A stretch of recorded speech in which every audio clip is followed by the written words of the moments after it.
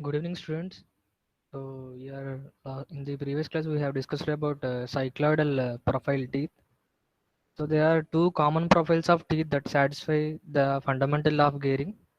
They are cycloidal profile teeth and involute profile teeth. So cycloid profile tooth గురించి మనం previous క్లాస్లో అంటే cycloid టూత్లో ఎన్ని కర్వ్స్ వల్ల కర్వ్స్ తోటి అది మేడప్ చేస్తారు, మ్యానుఫ్యాక్చర్ చేస్తారు అవన్నీ నేర్చుకున్నాం.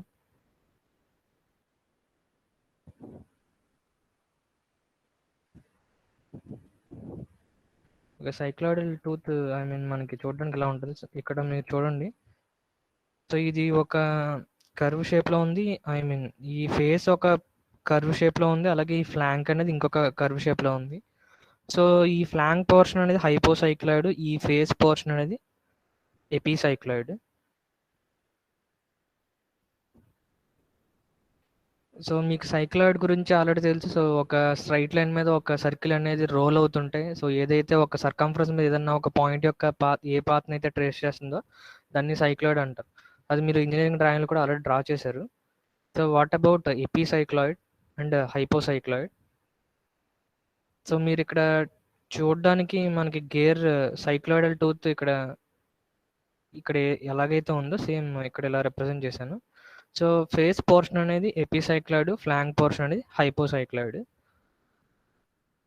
Faces are epicycloids and flanks are hypocycloids. అసలు ఎపిసైక్లాయిడ్ అనేది ఎలా ఫామ్ అవుతుంది? సో ఒక స్ట్రైట్ లైన్ మీద ఒక సర్కిల్ రోల్ అయితే మనకి ఫామ్ అయ్యే సైక్లాయిడ్ అని తెలుసు. కాకపోతే ఇక్కడ ఒక సర్కిల్ని ఫిక్స్ చేసుకొని ఇంకొక సర్కిల్ని ఏం చేస్తారంటే రోల్ చేస్తారు. సో ఒక సర్కిల్ మీద ఇంకొక circle out side of the circumference. So circumference out side ఒకవేళ ఒక సర్కిల్ అనేది రోల్ అయితే సో ఒక పాయింట్ ట్రేస్ చేసే పాత్ని మనం ఎపిసైక్లాయిడ్ అంటాం. సో ఎపిసైక్లాయిడ్ కర్వ్ అనేది ఇలా ఉంటుంది చూడడానికి.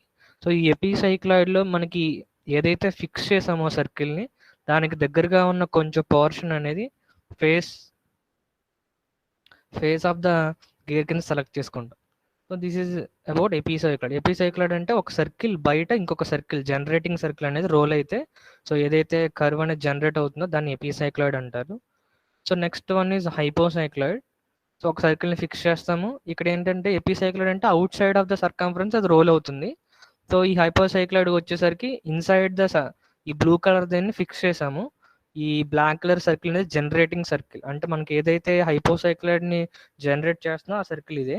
సో ఈ బ్లాక్ సర్కిల్ ఏమవుతుందంటే ఇలా క్లాక్ వైజ్ రోల్ అవుతుంది. క్లాక్ వైజ్ రోల్ అవుతున్నప్పుడు ఈ పాయింట్ ఏదైతే ఉందో ఈ generating point, this is generating point.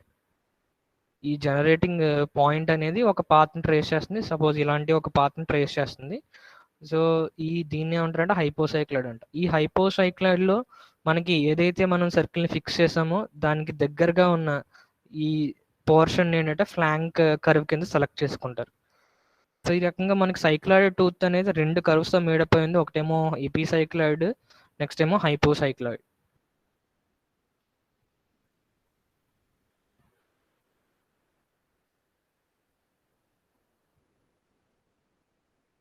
So we need to prove that cycloidal profile teeth satisfies the fundamental law of gearing.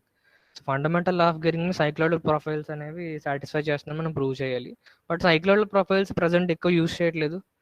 ఎక్కడో కొన్ని వాచెస్లో అలాంటి దగ్గర మాత్రం యూజ్ చేస్తాం. సైక్లాయిడల్ ప్రొఫైల్స్ అనేవి యూజ్ చేయట్లేదు. ఎందుకంటే మనకి రెండు ఒకే గేర్ బ్లాంక్ మీద రెండు కర్వ్స్ కట్ చేయాలి. అవి ఏంటంటే ఒకటేమో ఎపిసైక్లాయిడ్, ఇంకోమో హైపోసైక్లాయిడ్.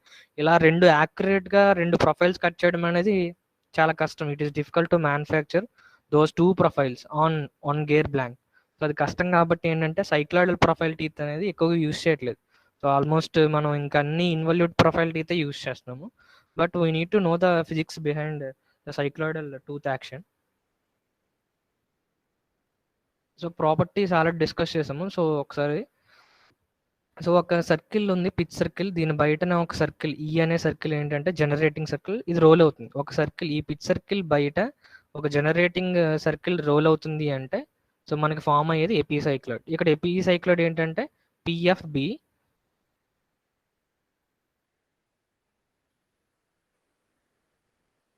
పిఎఫ్బి is the epicycloid curve. So ఇక్కడ ప్రాపర్టీస్ ఏంటంటే మనకి ఏదైతే జనరేటింగ్ పాయింట్ ఉందో, సో మనకి ఇక్కడ జనరేటింగ్ పాయింట్ అనేది పి అనేది జనరేటింగ్ పాయింట్. ఎప్పుడైతే సర్కిల్ రోల్ అవుతుందో పి అనేది సమ్ ఒక పాత్ని ట్రేస్ చేస్తుంది. ఈ బ్లూ కలర్ కర్వ్ ఏదైతే అది ఎపిసైక్లాయిడ్. సో జనరేటింగ్ పాయింట్ ఇక్కడికి వచ్చింది, జి అనే పాయింట్ దగ్గరికి వచ్చింది. సో జనరేటింగ్ పాయింట్ని అండ్ ఈ పిచ్ సర్కిల్ అండ్ ఈ జనరేటింగ్ సర్కిల్ యొక్క కాంటాక్ట్ పాయింట్ ఎక్కడ ఉంది, కే అనే పాయింట్ దగ్గర ఉంది. So generating point G and the contact point of two circles. రెండు సర్కిల్స్ ఏంటంటే ఒకటేమో పిచ్ సర్కిల్, ఇంకొకటి ఏంటంటే జనరేటింగ్ సర్కిల్. ఇక్కడ జనరేటింగ్ సర్కిల్ అనేది ఈ. సో సర్కిల్ ఈ అండ్ పిచ్ సర్కిల్ యొక్క కాంటాక్ట్ పాయింట్ కే అనే పాయింట్ దగ్గర ఉంది.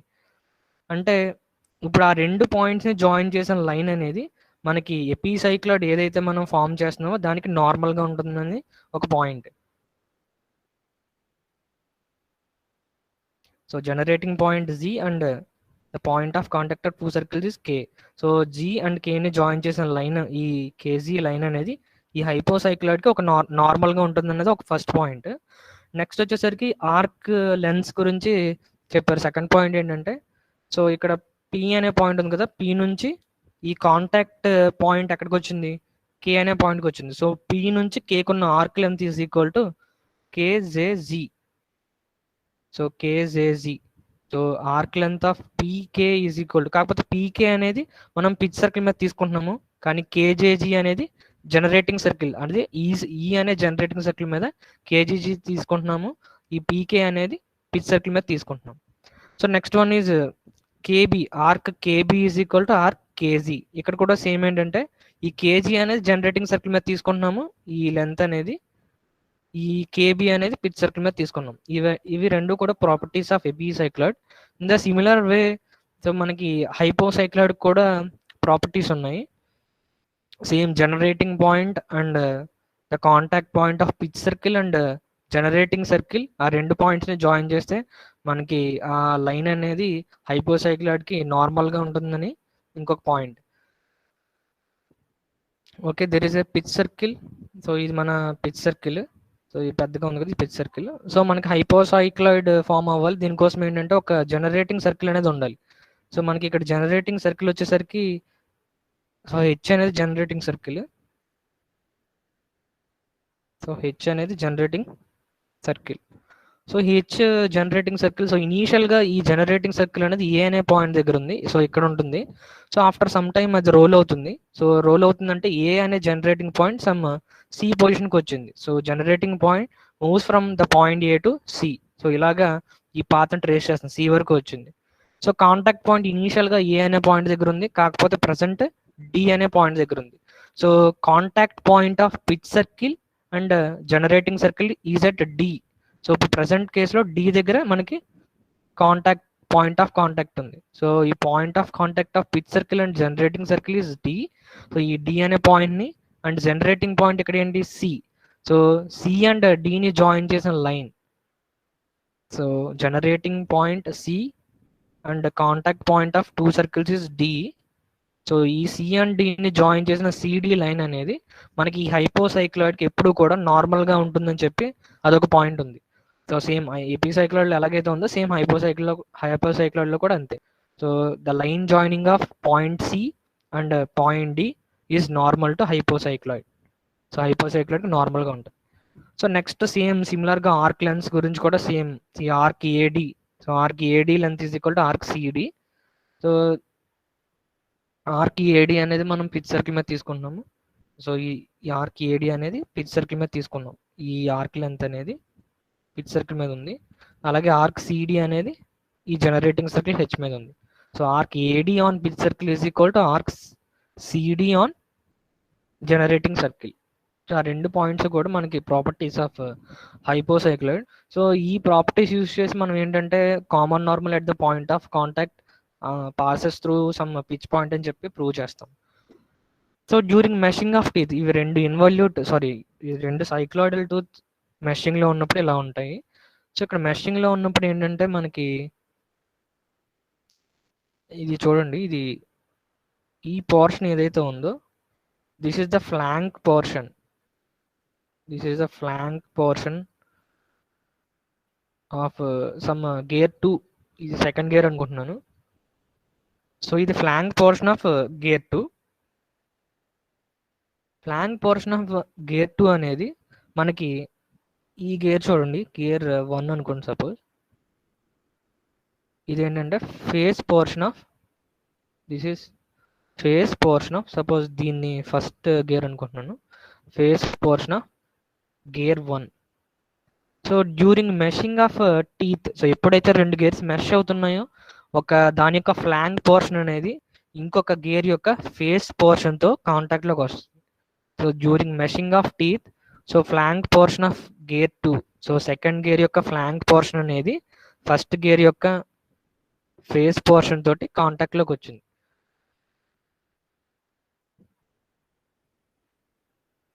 సో మనం ఫ్లాంక్ పోర్షన్ని జనరేట్ చేయాలి, at the same time face పోర్షన్ని జనరేట్ చేయాలి. సో ఈ ఫ్లాంక్ పోర్షన్ ఫేస్ పోర్షన్ను జనరేట్ చేయడానికి ఒక సర్కిల్ని మనం రోల్ చేయాల్సి ఉంటుంది. పిచ్ సర్కిల్ బయట ఒక సర్కిల్ రోల్ చేయాలి, పిచ్ సర్కిల్ లోపల ఇంకొక సర్కిల్ రోల్ చేయాలి. So first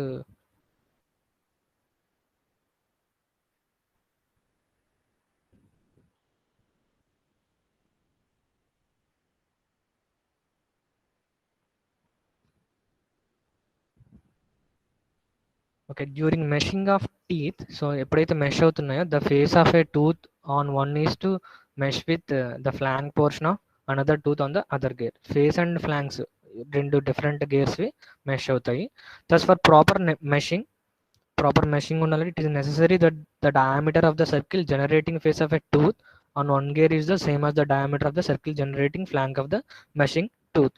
so proper meshing ఉండాలి అంటే వీళ్ళు ఏం చెప్తున్నారంటే మనకి రెండు జనరేటింగ్ సర్కిల్ కావాలి. ఎందుకంటే ఫేస్ దాని యొక్క ఒక గేర్ యొక్క ఫేస్ పోర్షన్ మనం జనరేట్ చేయాలి.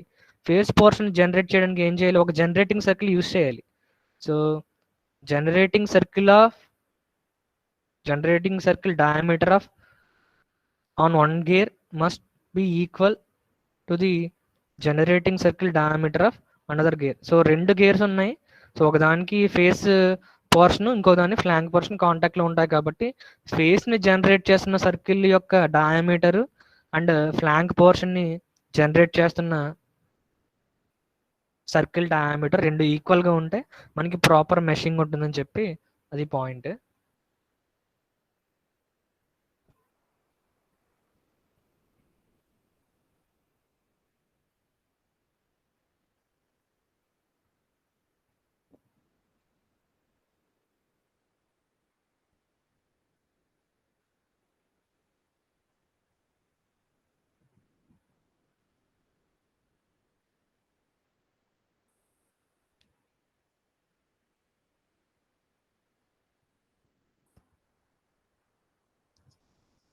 Okay,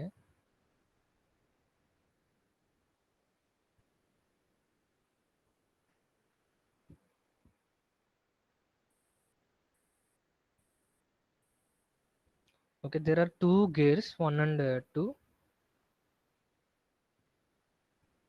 Okay, there are two gears. So first gear 2 ఉంది, నెక్స్ట్ ఏమో గేర్ 1 ఉంది.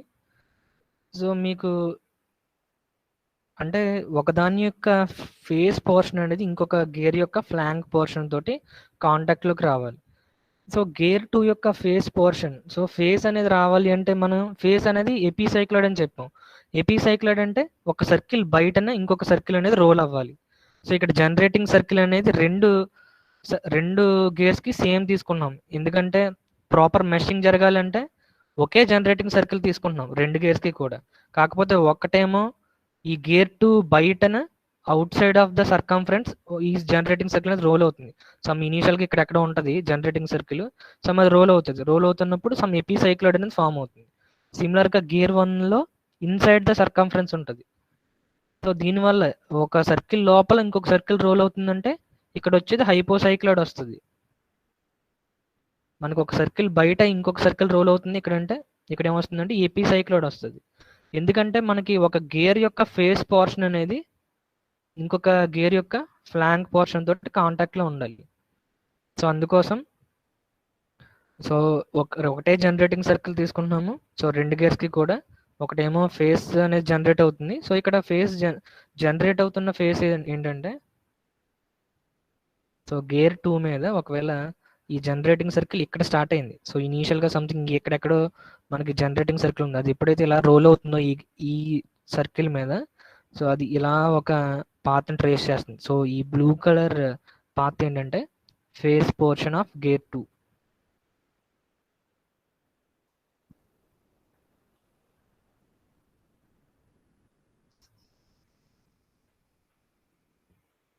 సో ఈ బ్లూ కలర్ పాత్ ఏదైతే మనం జనరేట్ చేస్తున్నామో ఇది ఏంటంటే face portion of gear 2.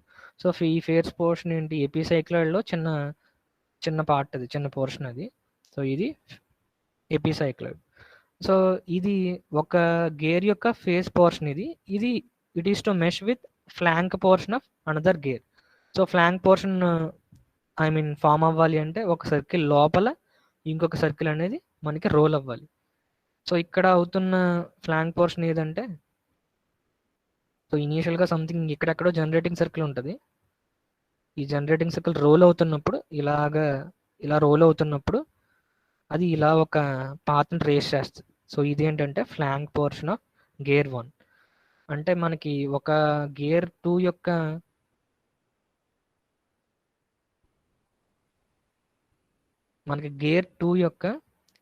Face portion, ఈ బ్లూ కలర్డ్ పోర్షన్ అనేది గేర్ 1 యొక్క ఈ ఎల్లో కలర్డ్ ఫ్లాంక్ పోర్షన్ తోటి కాంటాక్ట్లోకి వచ్చింది.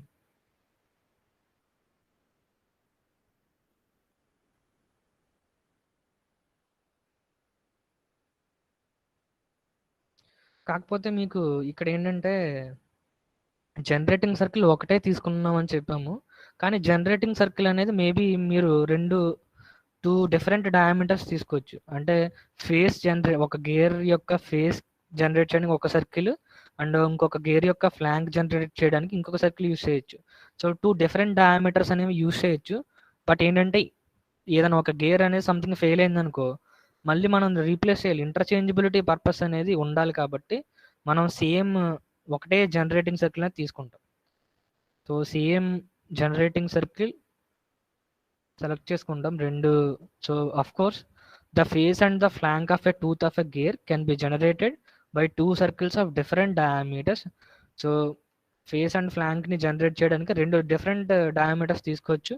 కాకపోతే ఇక్కడ వచ్చిన ప్రాబ్లం ఏంటంటే for interchangeability purpose the faces and the flanks of both the teeth in the mesh are generated by the circles of same diameter.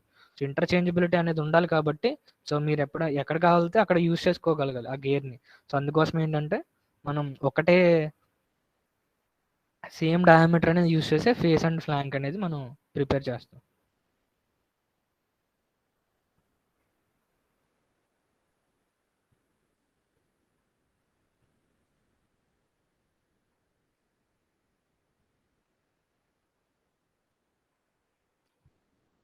Okay, so this is gear 2 and this is gear 1.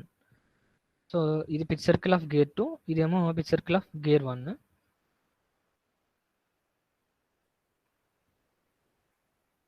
Gear 2 pitch circle,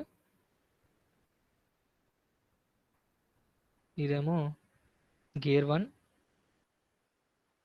pitch circle. So ఈ pitch circles మీద మనకి generating circle అనేది roll అవుతుంది. So ఇక్కడ ఈ second gear చూడండి, second gear ఉంది కదా, దీని మీద ఒక జనరేటింగ్ సర్కిల్ సమ్ రోల్ అవుతుంది. సో ఇనీషియల్గా ఈ జనరేటింగ్ సర్కిల్ ఇక్కడ జనరేటింగ్ సర్కిల్ని జీ కింద తీసుకుంటున్నారు. సో ఇనీషియల్గా జనరేటింగ్ సర్కిల్ ఈ సెకండ్ గేర్ దగ్గర ఎక్కడ ఉంది అంటే ఇక్కడ ఉంది.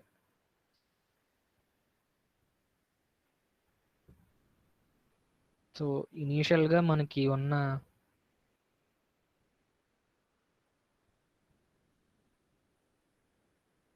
ఇనీషియల్గా జనరేటింగ్ సర్కిల్ ఇక్కడ ఉంది. సో మనకి ఆల్రెడీ ఎపిసైక్లాయిడ్ ప్రాపర్టీస్ అనేవి ఆల్రెడీ తెలుసు. సో ఎప్పుడైతే ఎపిసైక్లాయిడ్ ఎలా ఫామ్ అవుతుంది, ఒక సర్కిల్ ఉంది ఇక్కడ, pitch circle of gear 2. So ఈ సర్కిల్ మీదన ఈ జనరేటింగ్ సర్కిల్ అనేది రోల్ అవుతుంది. సో అది రోల్ అవుతున్నప్పుడు ఈ జనరేటింగ్ పాయింట్ ఏంటంటే B1. ఇక్కడ టచ్ అయింది కదా, ఇది B1. 2 సర్కిల్స్ యొక్క కాంటాక్ట్ పాయింట్, ఇది జనరేటింగ్ పాయింట్.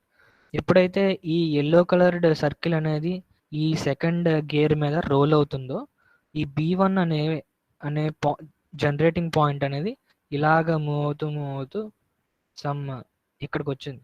సో A1 అనే పొజిషన్కి రీచ్ అయింది. సో ఇనీషియల్గా జనరేటింగ్ పాయింట్ ఇక్కడ ఉంది. సో ఎప్పుడైతే రోల్ అవుతుందో ఈ పాయింట్ మూవ్ అవుతుంది కదా స్పేస్లో, కాంటాక్ట్ పాయింట్ అనేది చేంజ్ అయిపోతూ ఉంటుంది. సో ఈ జనరేటింగ్ పాయింట్ ఇలా మూవ్ అవుతూ ఈ A1 పొజిషన్కి వచ్చింది. సో అప్పుడు ఈ A1 పొజిషన్కి ఈ B1 వచ్చినప్పుడు ఈ జనరేటింగ్ సర్కిల్ ఎక్కడ ఉందంటే ఇక్కడ ఉంది, ఇక్కడ టచ్ అయింది. సో ఎప్పుడైతే జనరేటింగ్ పాయింట్ అనేది A1 పొజిషన్కి రీచ్ అయిందో సో మన జనరేటింగ్ సర్కిల్ Z అనేది ఈ సెకండ్ గేర్ యొక్క పిచ్ సర్కిల్ని P అనే పాయింట్ దగ్గర టచ్ చేసింది.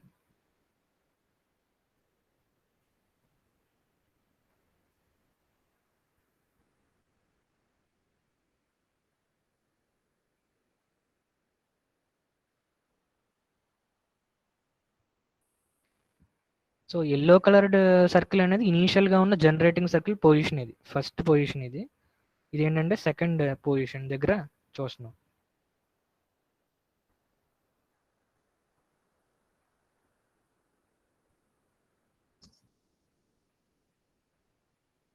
సో ఇనీషియల్గా జనరేటింగ్ పాయింట్ B1 దగ్గర ఉంది. సో ఎప్పుడైతే ఈ జనరేటింగ్ సర్కిల్ అనేది ఈ సర్కిల్ మీద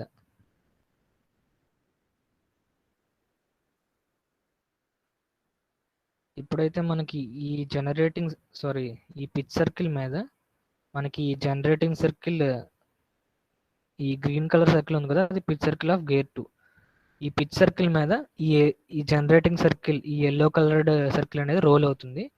సో ఇది ఇనీషియల్గా ఫస్ట్ ఇక్కడ ఉంది, అంటే జనరేటింగ్ పాయింట్ B1 దగ్గర ఉంది. సో ఇక్కడ ఉంది. సో ఎప్పుడైతే మనకి అది రోల్ అవుతుందో అది ఒక కర్వ్ని ట్రేస్ చేస్తుంది. సో అదే B1A1. సో B1A1 ఏంటంటే మనకి AP cycloid. So B1A1 is AP cycloid.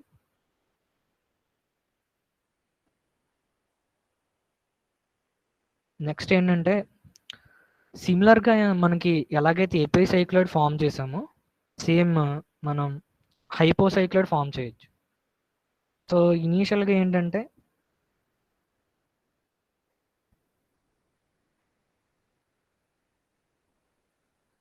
Okay, first ఈ పాయింట్స్ డిస్కస్ చేద్దాం.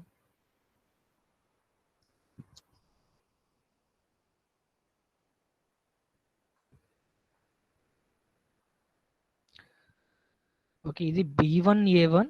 ఈ B1A1 అనేది మనకి పోర్షన్ ఆఫ్ ది ఎపిసైక్లాయిడ్. ఇది ఏంటంటే ఫేస్ ఆఫ్ గేర్ 2 యొక్క ఫేస్ పోర్షన్ అది. సో నెక్స్ట్ ఇది జనరేటింగ్ సర్కిల్ అనేది ఈ గ్రీన్ కలర్ సర్కిల్ బయట రోల్ అయింది. సో నెక్స్ట్ కేసు ఏంటంటే ఈ గేర్ 1 లోపల రోల్ అవ్వాలి, ఎందుకంటే మనకి హైపోసైక్లాయిడ్ ఫామ్ అవ్వాలి కదా. సో దాని యొక్క ఎపిసైక్లాయిడ్ కర్వ్ అనేది ఇంకొక గేర్ యొక్క హైపోసైక్లాయిడ్ తోటి కాంటాక్ట్లో ఉండాలి. సో దానికోసం ఏంటంటే ఒక సర్కిల్ లోపల ఇంకొక సర్కిల్ అనేది రోల్ అవ్వాలి.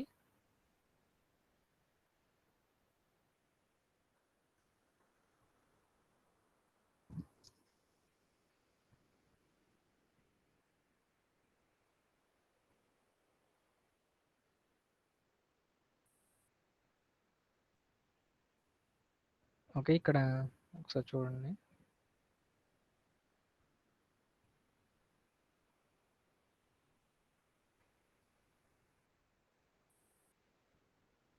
సో ఇప్పుడు హైపోసైక్లాయిడ్ ఫామ్ అవ్వాలి అంటే ఒక సర్కిల్ లోపల ఇంకొక సర్కిల్ అనేది ఉండాలి, రోల్ అవ్వాలి. సో ఇది గేర్ 1 యొక్క పిచ్ సర్కిల్. ఇక్కడ ఇంకొక సర్కిల్ ఉంది, ఇది జనరేటింగ్ సర్కిల్. సో ఇనీషియల్గా ఉన్న జనరేటింగ్ సర్కిల్ అనేది ఇది. సో అది ఏంటంటే ఇక్కడ రోల్ అవుతుంది, ఈ సెకండ్ దాని యొక్క పిచ్ సర్కిల్ దీని లోపల ఏంటంటే రోల్ అవుతుంది అది. ఇది గేర్ 1 యొక్క పిచ్ సర్కిల్, దీని లోపల మనకి ఈ జనరేటింగ్ సర్కిల్ అనేది రోల్ అవుతుంది.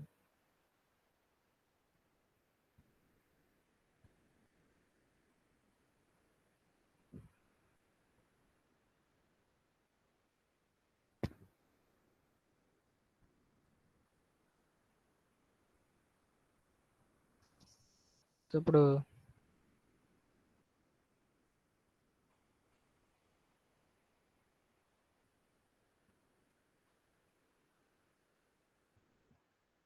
ఇది జనరేటింగ్ సర్కిల్. ఇక్కడ ఇది ఎప్పుడైతే రోల్ అవుతుందో, సో ఇనీషియల్గా కాంటాక్ట్ పాయింట్ ఎక్కడ ఉంది, C1 అనే పాయింట్ దగ్గర ఉంది. సో ఇనీషియల్లీ మనకి కాంటాక్ట్ పాయింట్ ఎక్కడ ఉందంటే C1 పాయింట్ దగ్గర ఉంది. C1 is the initial contact between two circles. ఒకటేమో పిచ్ సర్కిల్, ఇంకోటేమో జనరేటింగ్ సర్కిల్. ఇనీషియల్గా ఉన్న కాంటాక్ట్ పాయింట్ C1. సో ఇది ఏంటంటే ఈ సర్కిల్ రోల్ అవుతుంది కదా, so inside this pitch circle ఈ జనరేటింగ్ సర్కిల్ Z అనేది ఇనీషియల్గా ఇక్కడ ఉంది, అది సమ్ రోల్ అవుతుంది. రోల్ అవుతున్నప్పుడు ఏంటంటే C1 అనే పాయింట్ సమ్ ఇలా ఒక కర్వ్ని ట్రేస్ చేస్తుంది. సో C1A1, సో C1A1 అనే కర్వ్ని ట్రేస్ చేసింది ఇన్సైడ్ దిస్ సర్కిల్. ఈ జనరేటింగ్ సర్కిల్ ఎప్పుడైతే రోల్ అవుతుందో inside this pitch circle of gear 1, C1A1 అనే పాత్ని ట్రేస్ చేస్తుంది. ఈ C1A1 ఏంటంటే హైపోసైక్లాయిడ్ ఆఫ్ గేర్ 1.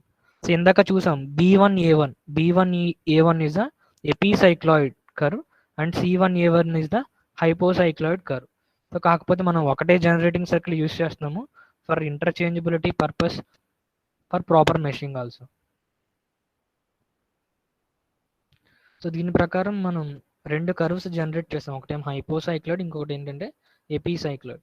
మీకు ఆల్రెడీ హైపోసైక్లాయిడ్ ప్రాపర్టీస్ ఆల్రెడీ గుర్తున్నాయి కదా, అంటే ఒక జనరేటింగ్ పాయింట్ని అండ్ పాయింట్ ఆఫ్ కాంటాక్ట్ని జాయిన్ చేసిన లైన్ అనేది మన ఎపిసైక్లాయిడ్ కర్వ్కి నార్మల్గా ఉంటుంది.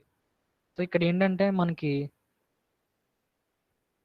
జనరేటింగ్ పాయింట్ ఏంటి ఎపిసైక్లాయిడ్కి, సో ఇనీషియల్గా ఇక్కడ ఉంది కదా, B1 దగ్గర ఉంది కాంటాక్ట్, అది ఇలా మూవ్ అవుతూ ఇక్కడికి వచ్చింది. సో B1A1 అనేది మనకి ఎపిసైక్లాయిడ్. B1A1 అనేది ఎపిసైక్లాయిడ్. సో జనరేటింగ్ పాయింట్ ఇనీషియల్గా B1 అనే పాయింట్ దగ్గర ఉంది, ఇప్పుడు ఎక్కడికి వచ్చింది, A1 పాయింట్ దగ్గరికి వచ్చింది. ఇప్పుడు జనరేటింగ్ పాయింట్ అనేది A1. సో ఈ జనరేటింగ్ పాయింట్ని అండ్ ఇప్పుడు రెండు సెకండ్ ఎప్పుడైతే మనకి ఈ జనరేటింగ్ సర్కిల్ జనరేటింగ్ పాయింట్ A1కి వచ్చిందో, ఈ జనరేటింగ్ సర్కిల్ అనేది ఈ సెకండ్ గేర్ని ఎక్కడ టచ్ చేసింది, P అనే పాయింట్ దగ్గర టచ్ చేసింది. సో ఇప్పుడు పిచ్ సర్కిల్కి అండ్ జనరేటింగ్ సర్కిల్కి కాంటాక్ట్ పాయింట్ ఎక్కడ ఉంది, P అనే పాయింట్ దగ్గర ఉంది. సో ఈ contact point for two circles Pని అండ్ జనరేటింగ్ పాయింట్ A1ని జాయిన్ చేస్తే, సో A1P. ఇక్కడ A1 అంటే జనరేటింగ్ పాయింట్. సో ఇనీషియల్గా B1 దగ్గర ఉంది, ఎప్పుడైతే రోల్ అవుతుందో అది A1కి వచ్చింది.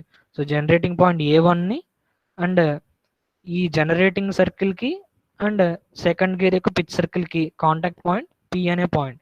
సో ఈ A1 అండ్ Pని జాయిన్ చేసిన A1P లైన్ అనేది ఈ ఎపిసైక్లాయిడ్ B1A1కి నార్మల్గా ఉంటుంది. సో అదే మనకి ప్రాపర్టీస్ ఆఫ్ ఎపిసైక్లాయిడ్ డిస్కస్ చేసాం. So the line joining of generating point and the point of contact of pitch circle and generating circle is normal to ఎపిసైక్లాయిడ్ curve. So generating point ఇక్కడ A1 and రెండు circles యొక్క contact point P1. So ఈ A1Pని join చేసిన line A1P అనేది ఈ ఎపిసైక్లాయిడ్ B1A1కి నార్మల్గా ఉంటుంది. So అది పాయింట్.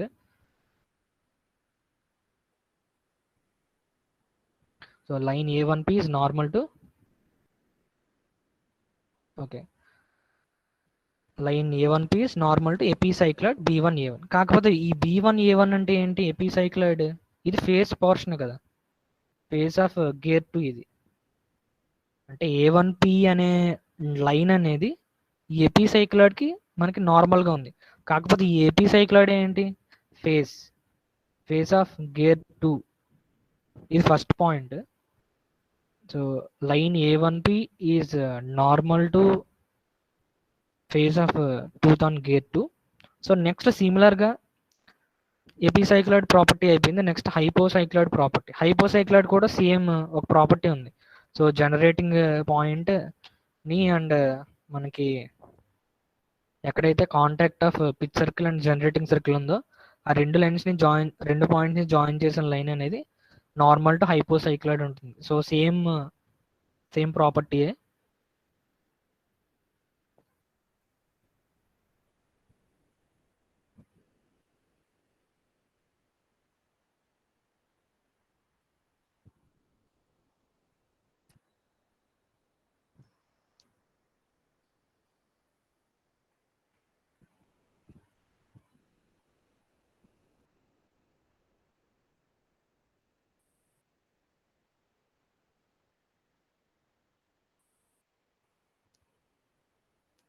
ఓకే. సో ఇక్కడ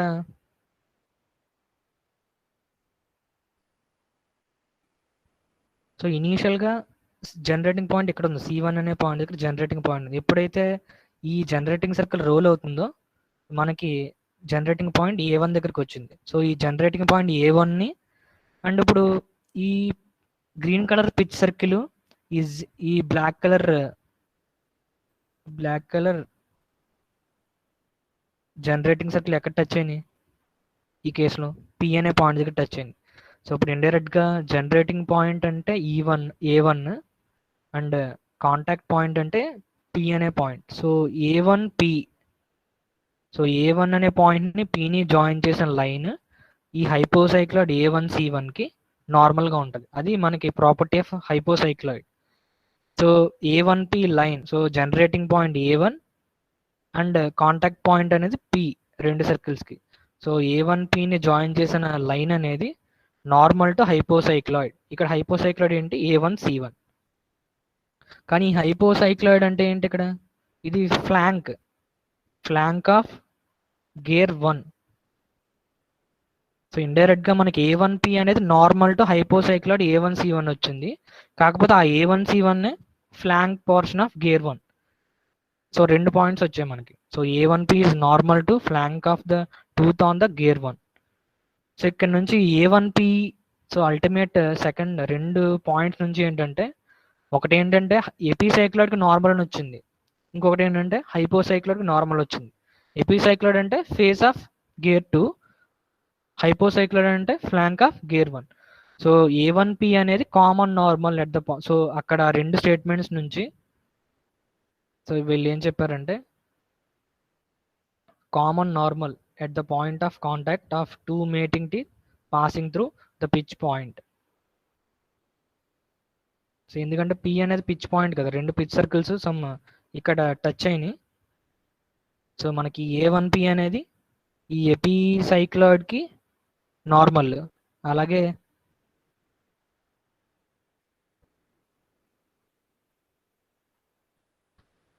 ఓకే A1P అనేది ఈ ఎపిసైక్లాయిడ్ నార్మల్, అలాగే A1C1కి నార్మల్. సో రెండు ప్రొఫైల్స్ సమ్ ఒక పాయింట్ దగ్గర టచ్ అయినాయి, A1 అనే పాయింట్ దగ్గర టచ్ అయినాయి. So common normal is A1P at the point of contact, it is passing through the point P.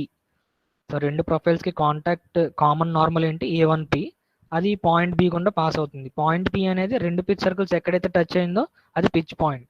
So మనకి రెండు common normal at the point of contact is passing through pitch point P. So ఇది prove అయింది కాబట్టి so అదే మనకి fundamental law of gearing. So cycloidal teeth profiles fulfil the fundamental law of gearing. So ఇక్కడ ఇంకొక important point ఏంటంటే so pressure angle is varies from maximum to 0.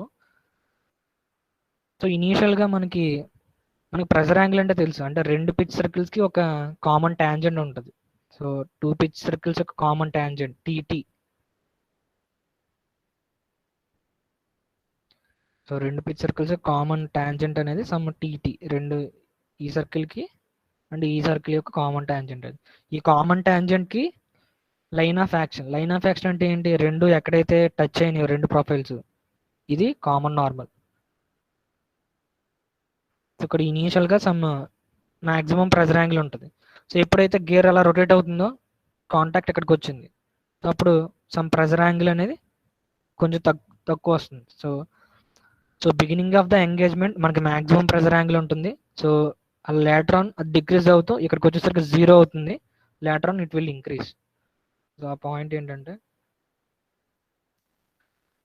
So in case of సైక్లాయిడల్ టూత్లో మనకి pressure angle అనేది ఇనీషియల్గా maximum ఉంటుంది at the beginning of engagement. So and it varies to 0. So 0 వరకు వస్తుంది and the point of contact coincides with the pitch point. So pitch point దగ్గర 0 pressure angle ఉంటుంది and then again increases in the reverse direction. So next important point ఏంటంటే final point, so ఇందాక చెప్పాము already. So it is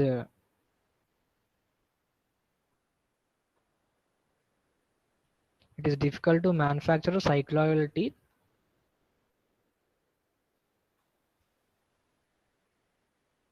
So it is difficult to manufacture cycloidal teeth as it is made of two curves.